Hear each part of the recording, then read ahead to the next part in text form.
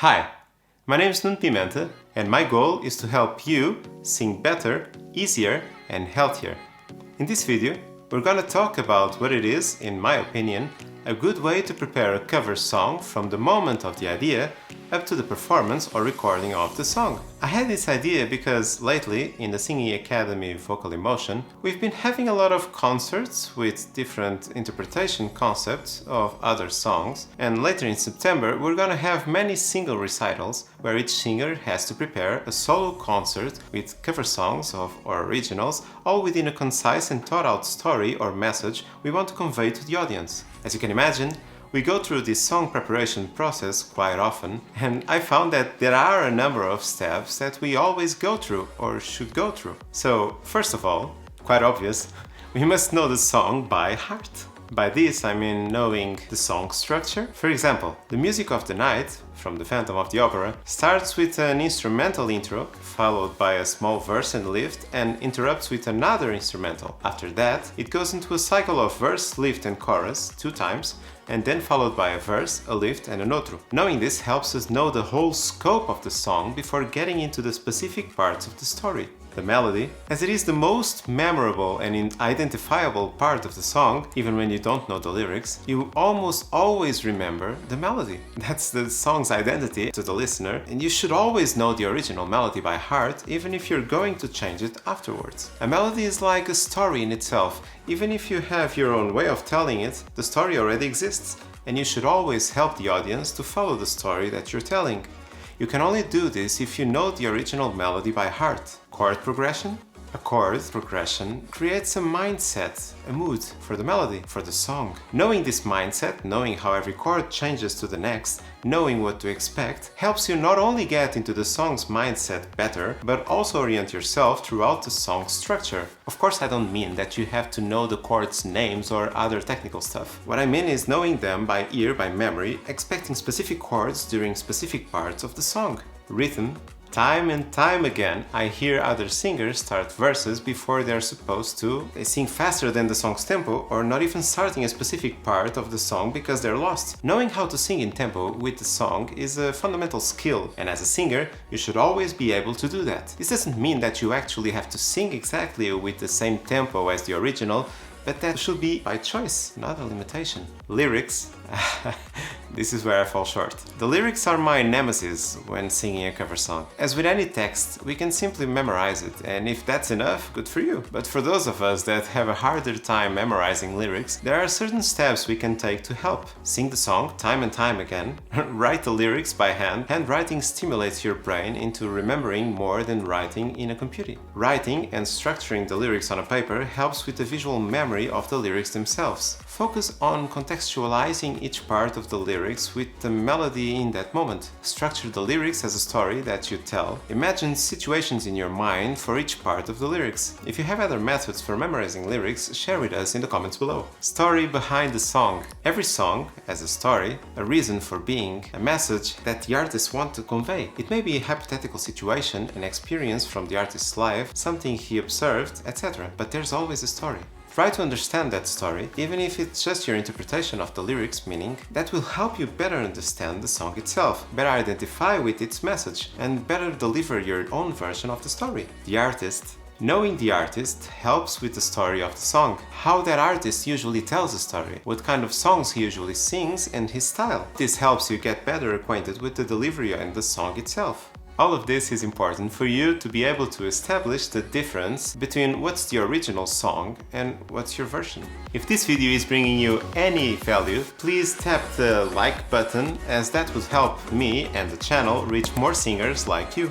After knowing the song by heart, let's create our own interpretation of the song. A singer is an artist, and as an artist, you have your own expression, your own experiences and feelings, which should always play a role in your interpretation of a song. You should always try to connect with the story from a personal point of view. Use your own experiences to find similar feelings between yourself and the message. Try to identify those specific feelings throughout the song's lyrics to help you better create a sense of belonging within the story. After that, depending on the purpose of the performance, you can create your own interpretation by changing different aspects of the original song or creating new layers for the performance itself.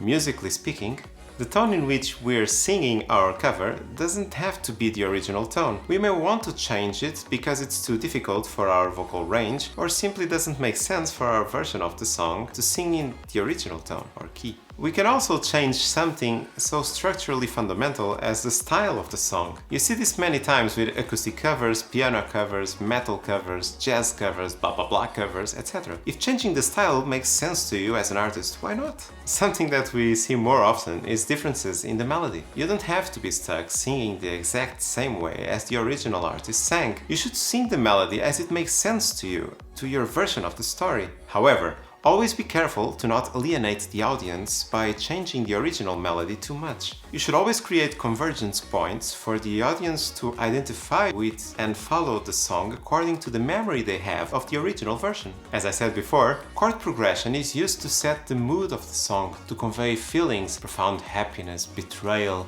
watching the sunrise after crying because of a breakup, the sense of hope, even when facing impossible odds. To help with progression or structure, all of this can be changed to fit your own view of the story. For example, a song that tells a story about betrayal, but that you feel it doesn't convey that feeling strongly enough, and you change the chord progression to better represent a sense of loss, despair, world turning upside down, etc. Another good example for chord progression changes are those cover songs that are minor chords version of the original song. The way you sing the melody and your singing technique should also adapt to the story you're telling with your cover song. For example, a toned-down piano cover of a hard rock song will always be more discreet than the original, and you can and should adapt your singing technique to better fit that mood. Visually speaking, depending on whether you're just performing/recording the audio of the song or you're doing it visually, your interpretation should always take into account who's hearing and seeing your performance. Even if it's just recording it for yourself, there's always a story you want to tell or feelings you want to share or remember. Your physical interpretation of the song should be in sync with the story, but also the space where you're performing. It's different to perform in a stadium with a huge audience or in a small studio with a more intimate mood. Nonetheless, you should always communicate with the audience. By this, I don't mean that you must be always looking at the audience and never close your eyes or turn your back. I'm simply saying you should remember that you're performing for someone and that you want that audience to connect with you and follow you on that journey within that story, to share those feelings, to be with you and hear and feel what you're saying. A lot of that goes into what you're physically saying. It helps to practice your song in front of a mirror. A lot of times our facial expressions aren't saying what we are trying to say, and our body isn't conveying the energy or feeling we want to share with the audience. The way we're dressed, though it's less important than many other aspects, helps convey the mood for our performance. We should always dress accordingly, not only to our performance, but also the context where we are performing.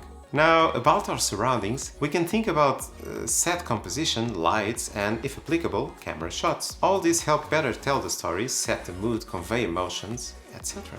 After creating our interpretation, we should prepare our performance to best we can. First of all, we should be able to perform it effortlessly. For that, we should practice singing it over and over again, taking into account what our singing technique should be in every part of the song. If we see there's a specific note we can't reach or sing with the intended technique, we can either do specific exercises to try and improve those parts, or we can change those parts to better suit our current technical level. It's your version of the song, you sing it the way it suits you best. Another way to prepare is to ask yourself what can go wrong during the performance and what can you do about it. This may be about stress-related problems, duet partners that may not know the lyrics, or musicians that may skip a beat or play a wrong chord. Like Murphy's Law, what can go wrong will go wrong. So you might as well be prepared for it and get the best out of each situation. Finally, the performance comes, and the most important thing I can say to you now is enjoy. All this work you've done till now is to prepare you for this performance, so now you just have to trust and enjoy every bit of it the best you can. If you want to learn more how to sing better, easier and healthier, please subscribe to the channel and tap the bell icon to receive notifications about future videos. So that's it for this video. I hope it helped you think more specifically about preparing a cover song and the many things we can think about when creating our interpretation. So keep on singing and share with us your progress, your videos in the comments below. We'd love to see them. Bye!